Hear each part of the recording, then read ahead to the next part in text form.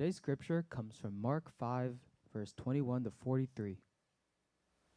When Jesus had again crossed over by boat to the other side of the lake, a large crowd gathered around him while he was by the lake. Then one of the synagogue leaders named Jairus came, and when he saw Jesus, he fell at his feet. He pleaded earnestly with him, "My little daughter is dying. Please come and put your hands on her so that she will be healed and live." So Jesus went with him. A large crowd followed and pressed around him, and a woman was there who had been subject to bleeding for 12 years. She had suffered a great deal under the care of many doctors and had spent all she had, yet instead of getting better, she grew worse. When she heard about Jesus, she came up behind him in the crowd and touched his cloak, because she thought, "If I just touch his clothes, I will be healed." Immediately her bleeding stopped, and she felt in her body that she was freed from her suffering. At once, Jesus realized that power had gone out from him. He turned around in the crowd and asked, "Who touched my clothes?" "You see the people crowding against you," his disciples answered, "and yet you can ask, 'Who touched me?'" But Jesus kept looking around to see who had done it. Then the woman, knowing what had happened to her, came and fell at his feet, and trembling with fear, told him the whole truth. He said to her, "Daughter, your faith has healed you. Go in peace and be freed from your suffering."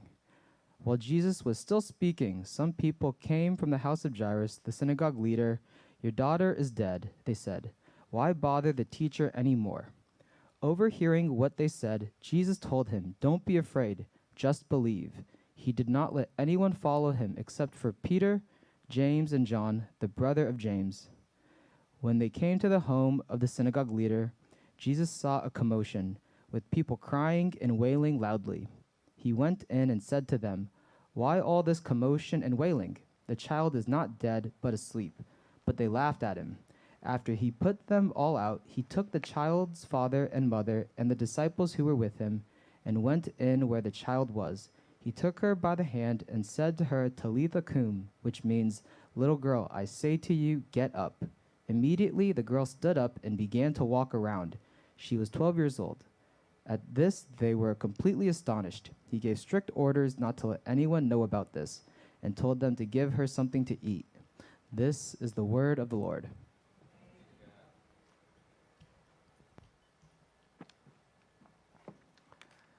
This is our second go-round in this passage, and I've planned 3 messages in this lengthy yet very beautiful passage. And I'll do one more next week, and after that, then we'll shift gears into our next sermon series. Today's message I've entitled "Beloved Daughters," and I want to say it is especially for the women. This is a passage. As I meditated on this passage, it became really obvious to me that this is in the Bible specifically to speak to women. I'm not sure why. I've never heard it preached that way. But as I meditated on it, it became rather clear to me that's an important part of the passage. And today I want to, not that I'm the most sensitive guy, or really good at understanding some of the difficulties that women face, but God has tasked me to preach God's word, and so I hope this message will clearly bless you, ladies. Okay? Let's get into it. Part 1, the afflictions of women. The afflictions of women. Part 2, cherished versus unseen, unloved, and devalued. Cherished versus unseen, unloved, and devalued. And part 3, the father's love for his daughters. Okay? The father's love for his daughters. Let's go to part 1, the afflictions of women. I talked a bit about this last week, but let me try to hit these points again, because to give us some kind of so to help orient us properly. This is a passage where really it starts off with an event, and there's a guy whose name you know. His name is Jairus, and he's well known in the community. He has authority, he has respect in the community, and there's something supremely urgent that he needs. His daughter's about to die. So at the beginning of the story, you just immediately think, okay, this is going to be about him. It's going to be about his problem. But then what you have is a story sandwiched in his problem. So scholars even have a name for this. They call it the Markan sandwich. What you have is a story in the middle of a bigger story. And in this larger story, you have this seemingly smaller story, but I think in a lot of ways it's the more important story. And this person, we don't know her name, and yet she is tremendously suffering. And I think, I want you to just step back for a moment. Jesus did lots and lots of miracles. If you get to the Gospel of John, it says very, very explicitly that there's all these things that he did, and if you could write books there, you can't even just probably write down all the incredible things that he did. That's actually what it says toward the end of the Gospel of John. So these particular stories and these particular miracles are very, very selective. Who knows exactly how that came about? The scholarly theory that at least I subscribe to, this is one of the scholarly theories, on how we get to the Gospel of Mark, is like Mark knew Peter, and Peter would recount all these things that were important, that he remembered in Jesus' ministry, so this is one of the ones he really remembered. And it's a really detailed story, as you can see. And what you have is you have this guy whose daughter is dying, but then the story is interrupted, it's seemingly interrupted by this other woman's plight. And let's just go to verse 25. So in verse 25 it says, there was a woman who had a discharge of blood for 12 years, and who had suffered much under many physicians and spent all that she had, and was no better, but rather grew worse. And I want to let's point out a few things here. There's a lot of different miracles that Jesus does. Why specifically is this one in the Bible? I've never met a woman who has had a menstruation problem for 12 years straight. Do you know anybody who's like that?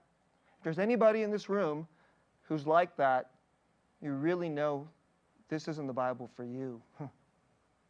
It's really for you. But it's not even just about a woman who has a problem, this very tremendously personal problem. There are things in the Bible, if you've never read the Bible, it's like you just think it's going to be a bunch of religious stories. But once you actually read what's in the Bible, you go, that's in the Bible? I can't believe that's in the Bible. And a lot of times if you grow up in the church, it kind of has this kind of like Sunday school churchy haze. If you grew up in the church, you know this story. And you probably go like, well, that's so nice. Jesus healed this woman. But have you ever really thought about this story as an adult? And ladies, have you ever thought about this story as pertaining to you? It is really common that women have problems in their whole ovarian, in their own uterus, in their whole menstrual system. I know this is really, it's not fun for me to talk about. As a man, I feel like I'm not the person up here who should be talking about this. But honestly, I'm not really that embarrassed because this is just really real. When I read a passage like this, I had a friend in college, and she once shared something with me, which was very TMI. And she said that she had very heavy bleeding on a regular basis during her menstrual cycle. And it was really bad. So basically every single month, she had to worry if she had, a serious enough padding down there. Otherwise, if she went to class, the blood would flow out and be on her pants or on her skirt. So that's something she had to worry about every month. Can you imagine if a woman has to worry about that all the time, all the time, for 12 years. And there was a number of, this is a strange things that you find out when you're a pastor. When you're a pastor, people tell you really personal things. What they are hurting from gets so deep that they need God's help. So they call God's assistant, the pastor. And they let you in on things that they generally won't tell other people. I'm pretty sure this woman was infertile. And over the years, there have been people I've pastored, women who have wrestled with that.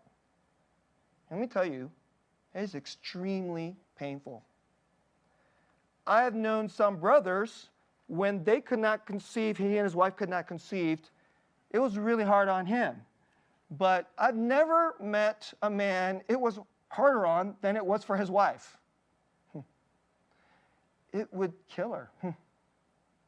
And the pain of it got so bad, it would put her into a deep, dark place of depression, and it could threaten the marriage. So when I read this now, I get scared, actually. I'm actually scared that in our church, there will be one of our sisters, and she will have a very serious menstrual problem, and it will affect her fertility. And I know that could just make the marriage spiral down. If she's married, and if she's not married, it could just put her into a really dark place. The stuff that we talked about in the last few messages, where you could be accused by the devil, I think that happens to women when they're in a place like this. And let me just say something else. This is a global problem. This is a serious global problem. I was watching a video, it's on YouTube, you can look this up, okay? And this talk is just arising. And it was a conversation on the tremendous pain of what the subject was called unplanned childlessness. Unplanned childlessness. And for the most part, most women, when they're growing up, they want to get married. And they want to have kids. And their dream and their plan, maybe that's not the biggest dream of their life, but generally they expect that if their life goes well, they will meet a nice husband, and then they will have children. Some of them don't get the husband. But some of them do get the husband, but they don't get him until they're relatively older. Or even if they get their husband when they're fairly young, and then by the time they want to have babies, then they have this problem. So, do you see that this is in the passage? As a kid reading this passage, I never paid attention to it. As a young man, it would never have even occurred to me, right? There was this is rather embarrassing. There was one morning when I had to drive my daughter Laura to school, and she came out late. I was getting really ticked. And she came out late, and so then I yelled at her. Like, what is wrong with you? Okay? And then later on, my wife gently told me it was that time, and she was having a hard time. And maybe you should think about that. And of course, I just felt like a total loser, because that would never occur to me. And you know what? That just would not occur to men. And that's why this is in the Bible. That's why this is in the Bible. Let's go to the next slide.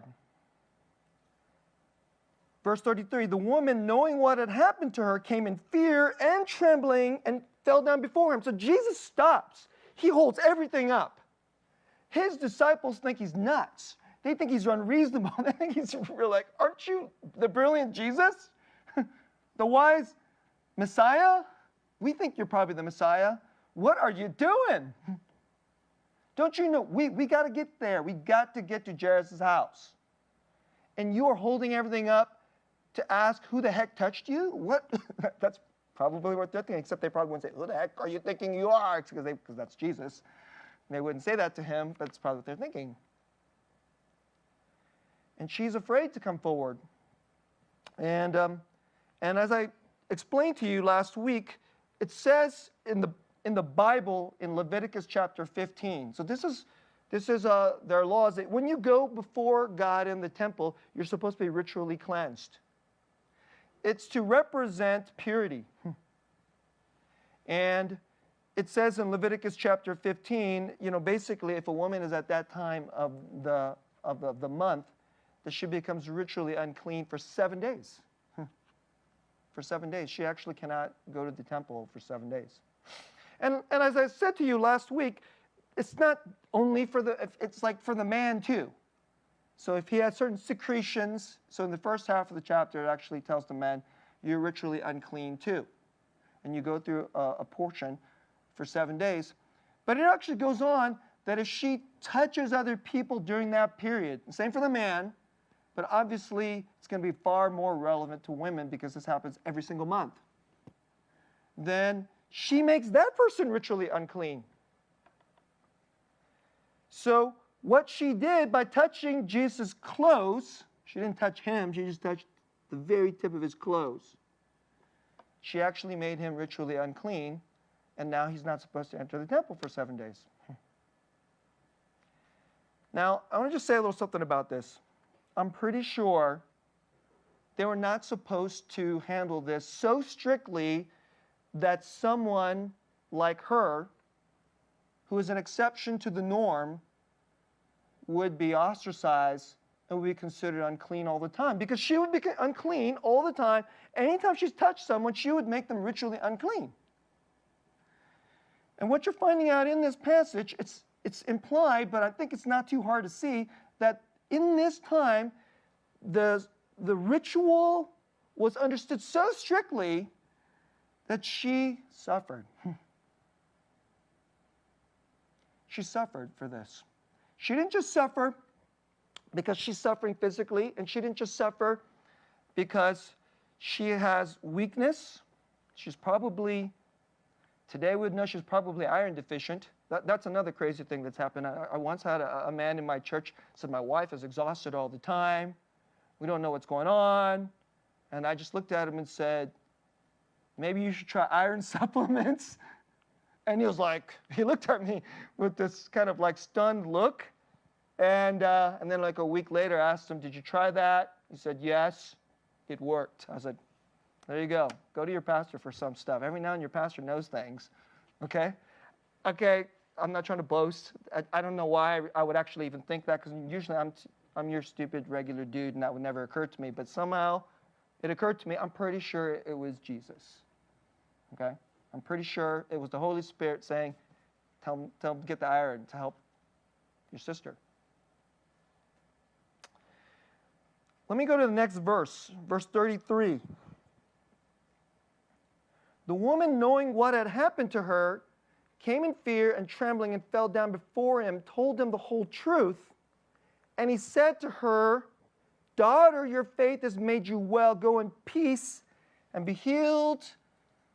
The translation we read is of your disease. But I don't think that's actually a really good translation. I put in a word there that I think is a little bit of a better translation. The word there in Greek is a difficult word which we wouldn't use. The word is mastix or mastigos.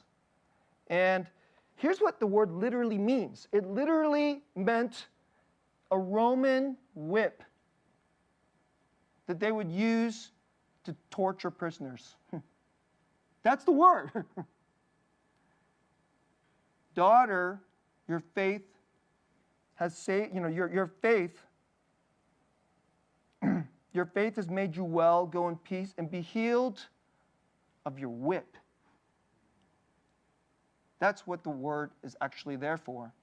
And that's the literal meaning of the word. And of course, understood more metaphorically, it means something more like disease, but it could mean a scourge, a plague, a calamity, something terrible that's happened to you, and maybe even some kind of punishment from God. That's the understanding of the word. Don't you think that's how she would feel? God must hate me. In our society, if I touch somebody, I can't even go to the temple. I can't go to church. Because if I go to church, I will defile other people. You know, in Jewish history, the rabbis would study these passages, and then they would say, this is the fundamental core meaning, and it's not intended for this. And so they would actually carve out exceptions. So if you read really good rabbinic, interpretation, they would say, okay, look, you're not supposed to do this. And I think probably in a more reasonable period, they would have clearly had an exception for her. But in this period, apparently they did not. And so she doesn't just have a disease, she just feels hated by her people. And she may feel hated by God. And so when God in Jesus, through the person of Jesus, says, you are healed of your whip, that is a word that she has needed all her life, at least for 12 years, right? You are not hated by God. You will go well, and your affliction be healed. And I want to just stop for a moment here before I go to part 2. You cannot get more personal than this for women. This is as deeply personal as it gets. And I think this is what this passage is saying. Ladies, God knows that you can suffer in your understanding of who you are as a woman. And this passage is that there can be an affliction that's more than the disease, as something about the way the society looks at you, or maybe even the way you think God looks at you. And this word is to tell you, maybe if you think that God looks at you in a bad way, it's not true. Okay? Let's go to part 2. Cherished versus unseen, unloved, and devalued. And I want to say something that's so in your face today, in today's culture, which is, I think, relevant to this passage. It's strange because we have almost exact opposite problem as this passage. Because today we are beset with feminist ideology. And in feminist ideology, women are valued not if you become a mother. And, there's some concern about women's periods, but mostly there isn't.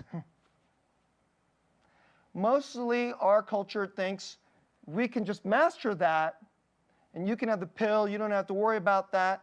And now your value is so that you can achieve and have a great career. That's the way it works in our culture. So I want to talk a little about this. Devaluing women, that's what I want to talk about, and femininity today. Women today are valued. Back then, very traditional, very conservative culture, and women are valued if you have babies. It's an agricultural society. You want a lot of people working the farm. You have a business. You know who's going to work your business? Your sons and daughters are going to work the business. And if you have a daughter, probably you will get a dowry. I don't know if they had dowries back then, but they probably did. Something like this. And so women are valued even in that way. And a lot of things in life, it's like money. We like that you're going to be a mom. And if you have kids, that'll help us become richer. That's the traditional conservatism of the culture. And all around the world, that's how the world works. And we have this kind of very sentimental idea that we just love the kids because they're so precious. That is not actually how the world works. We like the kids because they can work the farm. We like the kids because, well, you know, I'll get some grandchildren out of this. Or, well, we'll at least get a dowry. You know, I come from a culture where the boys are more valued than the girls. And I think that's just plain wicked. It's just wicked. And the girls are valued insofar as they could get you your grandchildren or maybe get you a dowry. A dowry is that old word that means like the payment that another family gives you when you give them your daughter hand in marriage so that she can be the daughter-in-law for somebody else, right? That's the conservative way. And again, it's all about money. Now, I don't need to be really like mean to you about it, because in Western American culture, we talk about love, and we should. And we want to value women for who they are, and we should. It's all good in our culture. But in the traditional way, a lot of it came down to this. But do you know, a lot of people go, oh, we've advanced over all that. We're so much better than that. They're primitive. They just push women down and make women second class. And now, because we're a feminist culture, and women are going to be equal to men, then women are much better valued today. And I will tell you, that's absolutely wrong. You know how women are valued today? If you make money for us. There's this idea that women are equal to men. You know where that idea comes from? It comes from the Bible. There's no other religious worldview that teaches that. There's never been any other religion, except for maybe Judaism, because it's from the Bible, that teaches that. But every other worldview, if you look throughout history, they do not teach that. And if you look at culture after culture after culture, they do not teach that. Then you get to Western society, and Western society has been influenced by the Bible. But as soon as we take God out of it, now equality is about money and power. In the Bible, a woman is not equal to a man because she can make money or has power in society. There's something special about her that's given by God that no man can do. One of the obvious things is, well, no man can have babies, but it's not even just that.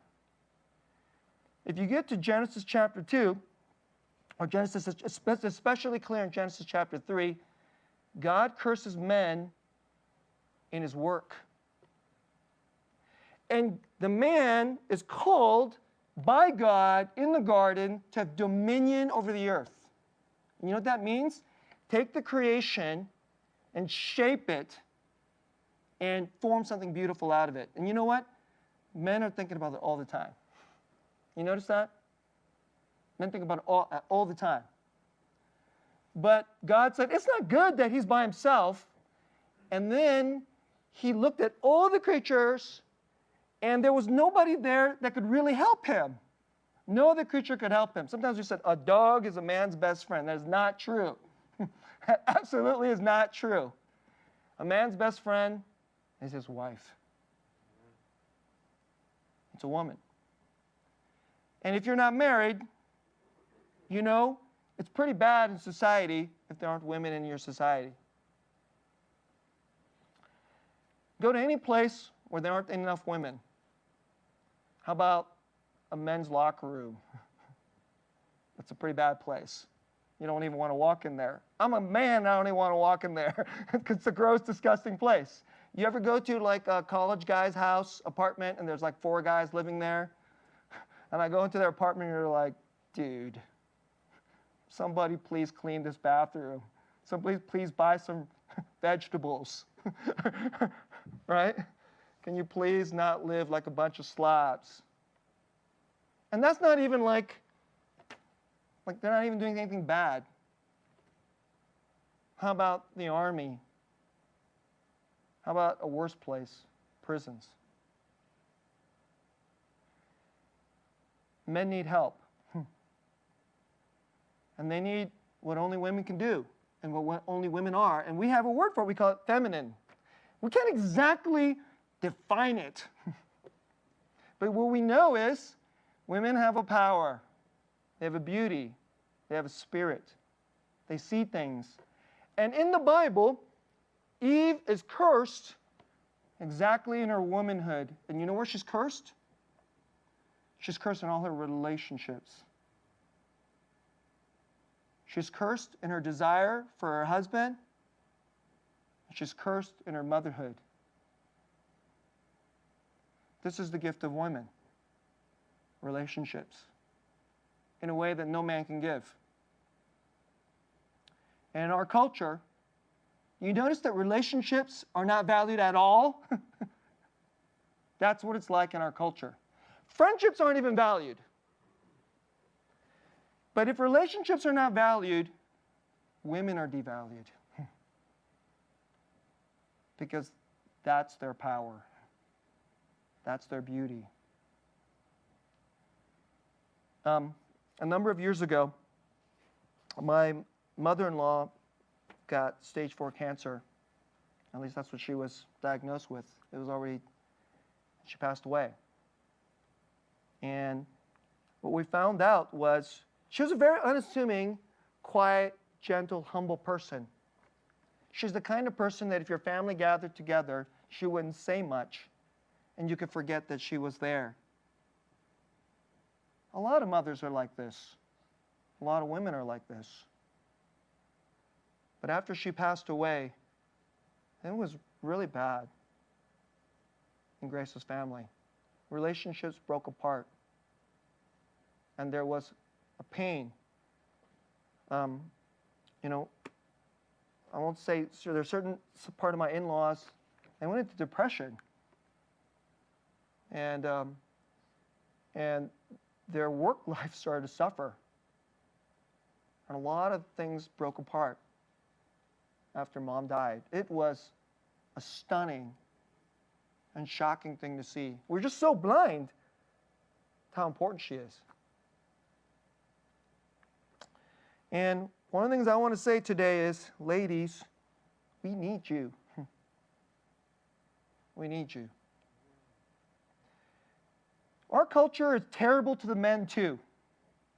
Maybe there'll be a day where I talk about that. Okay?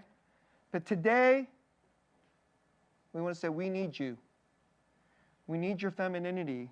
We need your womanliness. And the message, it is constant. It's told to you in school. It's in our movies. There are best-selling books. There's an important company led by a very powerful woman. She wrote this very best-selling book, and she called it Leaning In. And it was all about, this is how you're going to be, you can compete with the boys and get to C-level power, and this is how you'll have value. And when I heard about that book, I just was like, ugh. Most women don't want that. And most women, they have better things to do than that. And I'm not saying if you want to be a C-level executive, or if you want to start a company, or if you don't become a mother, that you can't do that. You absolutely can do that. If you're a woman and God gifted you that way, and you're not your typical, like, I want to be a stay-at-home mom, and I like momming my kids and being around them, and you're like, they're really cute for about 15 minutes, and now I'm getting restless because I have other things to do. Let me say this to you, ladies. You're just fine. There's nothing wrong with you. There's nothing wrong with women who like to work, okay? Outside the home, that is, because there's lots of work at home. But I'll bet you, if you become a leader in your company, if you run your business, you will not run it like a man. I know, my mom ran the family business. She ran it like no man would run the family business. You know how she ran? She was, our family business that I grew up was an elderly care home. And it was in a poor neighborhood. And so my mom ran this care home for the poor elderly, and a lot of them were mentally ill, and they were poor mentally ill. You know how she ran this business? She ran it like a mom. I know, because I know how she mommed me. She had like a certain strict hand when you got out of order. And she also had this unbelievable deep well of love and compassion. And she would give both of those things to her employees and to the mentally ill and to the elderly, the poor elderly that she cared for. She was like all her mom's superpowers to run the family business. So, ladies, there's nothing wrong with you if you want to work outside the home. I'll bet you will do it in your God-given powers as a woman. Please don't ever let our culture devalue you. If you feel that you're unseen, if you're unloved, it can be very, very painful. It could be like a mastix, like an affliction. And maybe you even think that God doesn't like you. But it's not true. This passage tells you it's not true. Okay? Let's go to part 3. The father's love for his daughters. Let's go to verse 34. So, it's in this passage. It's in this passage twice. So Jesus, in speaking to this woman, I want to take you to again. So let's just go right to that verse 34. Jesus said to her, daughter, your faith has made you well. Go in peace and be healed of your whip. That's what he's saying. If you pay attention to the Bible, if you've read the Bible just once or twice, you're like, oh, I read this. I want you to understand all the little words matter. As a pastor, you end up reading a passage again and again, and I'll read it once, I'll read it twice, I'll read it 3 or 4 times. I know that passage. And over the years, I've learned, okay, maybe you don't know this passage. And even if you know this passage, today when you're reading it, through the voice of the Lord, by the Holy Spirit, He will say something new. I've read this passage a lot of times in my life. And until I was preparing the sermon for this time, it never occurred to me that the word is daughter. It's very, very intentional. His daughter.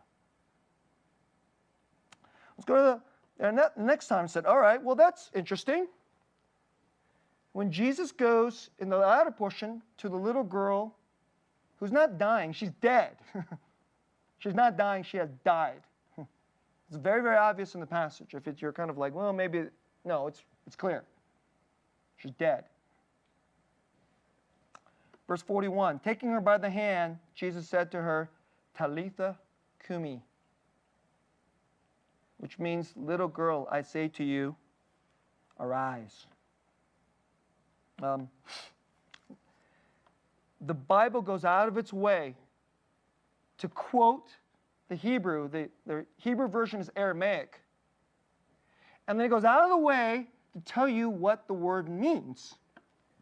But, of course, since we're in the 21st century in English, we don't exactly, it's still not good enough. Talitha Kumi. You kind of need some more nerdy scholars to help you. So I listened to a bunch of different scholars. And I like the one that Pastor Tim Keller said. I listened to his version, and he said, Talitha means, it's a very affectionate word for a little girl. And you would say this to your daughter. It's a word you say to your daughter. Talitha. Little girl, it doesn't mean little girl, it means something. Little girl isn't quite enough. It means something like, hi, honey, my dearest one. my dearest little daughter. It means something like that. And the way Tim Keller says it is, when Jesus went to this little girl who had died, remember, she's a little girl too. It's interesting. We don't know her name. We only know her dad's name. But Jesus says, my little dearest, why don't you wake up? It's something like that. It's something you would say to your little daughter when she used to wake up in the morning. Hi, honey. Why don't you get up? It's extremely tender.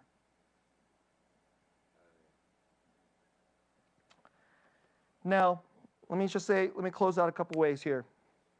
I think you can interpret this a couple ways. Jesus is the king. He's the Messiah. And as a king, he should be fatherly over the nation. In fact, that's what the Bible says. It's an interesting, there's a prophecy in Isaiah that the Messiah will be as wonderful counselor, everlasting Father. And that can be kind of confusing to some people because Jesus is the Son of God, but here he's being called Father, and some people go, well, does that mean he's the Father? No, it's not a confusion. It means that as the King, he is a Father, and he loves his people like a father. Don't you wish our leaders loved our people like a father? Can you think of any one presidential candidate who loves his people or her people like a mother? My mom loved the people she was in charge of like a mother. So I think that's one way you can understand this passage. Jesus the Messiah, and he is treating her like a father. But I think there's another way you can look at this passage, which is Jesus, as the Son of God, came to reveal God and be God with us in all our pain, in all our affliction, all our shame, and all the ways that sin has cursed us and made us feel utterly low. And in this today, particularly, he came to show, because God the Son came to do the work to redeem us. But God the Son's ultimate goal and ultimate purpose is to take you and show us the Father's heart to you. And here is this woman. And what does she need? Maybe as she has spent a good chunk of her life, God, he did not bless me. Maybe he hates me. And here's the way I want to close this message. There's this comment today that when some things are going wrong in your life, that you thank God because he has all the power, he just allowed this bad thing to happen to you, and therefore he must not like you. In their time, they must have even thought, well, it's because you sinned. Therefore, you deserve these bad things. And you know what? It's really hard for us to not think that. You know, even like, let's say you work really hard, you go to college, and you don't get some good job. And like I say, young people today, they study really hard, they did everything right, and then some.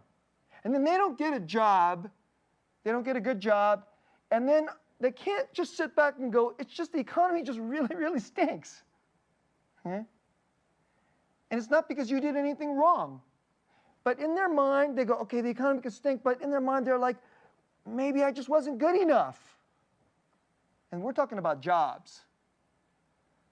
But what if it's somewhere at the very center of your womanhood? And you have a whip, an affliction, which cuts you, whips you. It's like a whip to your soul. This is the way I want to close this message. I think this passage is a tremendous pointer to the healing of the cross, right? And this is the way I want to close, okay? Here it goes. First, ladies, this is how the gospel is laid out in this passage. This is how I see it. First, Jesus uses the word that you need to hear from God. Daughter, my dearest little one, how I love you. I grew up in a home where there was only me and my brother. So I was a very clueless dude. And then I had a son that was glorious. And then I got a daughter. And she just, I don't know, melted my heart. I would sing songs about her driving home. I would drive home, nobody else is in the car. And I would just start singing, about her. Some bad, my wife called it your terrible songs. But that's how my daughter made me feel. And if I am a sinful, stupid father, am that way toward my beloved daughter, how much more, sisters, is the Father sing over you? So Jesus says, daughter. And today, that word is for you. Please don't look at God as just God, the Almighty One who just gave me a bad deal in my life. He's your Father. And He calls you daughter. And then Jesus, the one who says that word daughter, He came to say, your affliction, you'll be healed. But He did not do it by saying, I'm God, watch. In this passage, actually, that's what happens. She touches His clothes, and then His supernatural power just goes out and heals her. But this passage is not just about her. It's about all the women who are afflicted. And so Jesus took on your affliction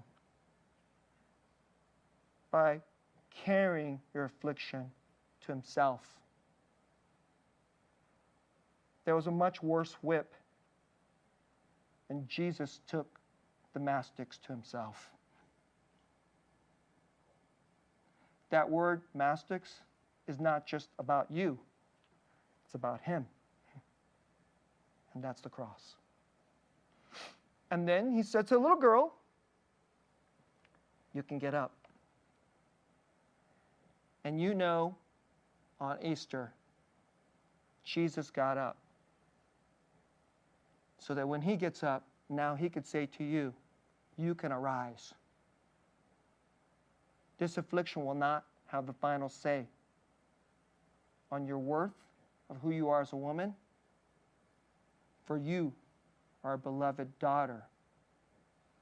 That is what Jesus has done for you. To help you hear the Father's voice and know you are loved. Let's pray.